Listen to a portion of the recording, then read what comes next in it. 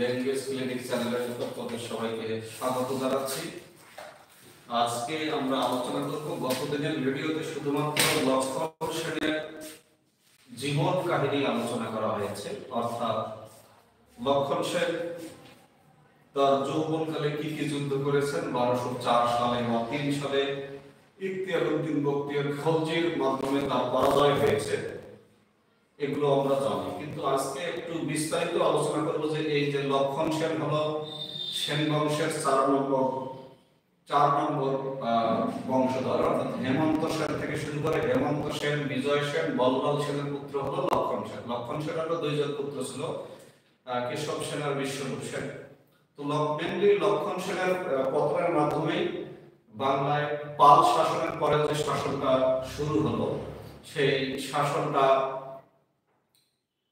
শেষ হয়ে গেল। পাল শাসনের পরে লক্ষণ সেন